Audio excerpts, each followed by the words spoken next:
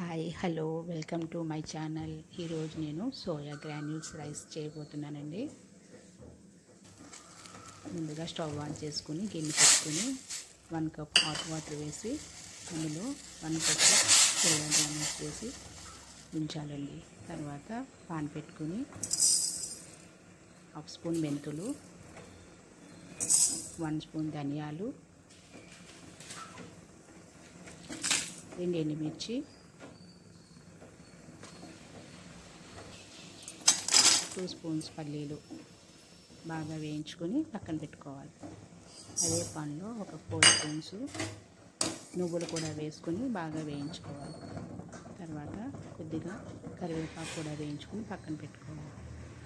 అన్నీ బాగా చల్లారిన తర్వాత ప్లేట్లోకి తీసుకొని మిక్సీ గిన్నెలో వేసుకొని కొంచెం బరకగా మిక్సీ పట్టాలండి.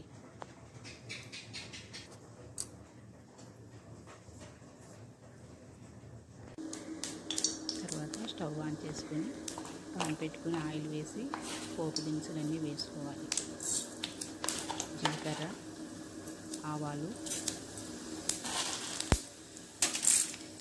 శనగపప్పు, మినప్పప్పు, పచ్చిమిర్చి, కరివేపాకు,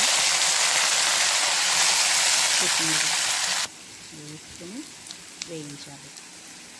కొద్దిగా ఇంగువ కూడా వేసి బాగా వేయించిన తర్వాత మనం హాట్ వాటర్లో వేసుకుని సోయా గ్రాన్యూల్స్ బాగా తిండిన తర్వాత వేయించాలి.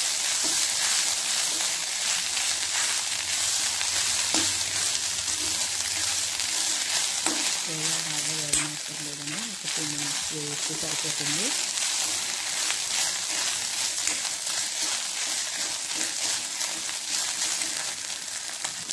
దానిలో కొద్దిగా సాల్ట్ వేసుకొని వేయించాలి. మనం రైస్ ఎంతైతే వేసుకుంటున్నామో దానికి సరిపడా సాల్ట్ వేసుకోవాలి.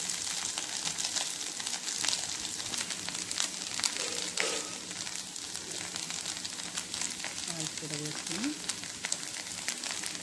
బాగా వేయించుకోవాలి.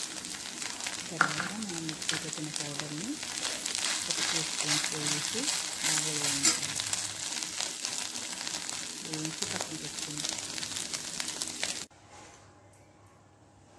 మన రైస్ ముందుగానే ఉడికించుకున్నాం కదండి, ఆ రైస్ కూడా వేసుకొని బాగా కలపాలి.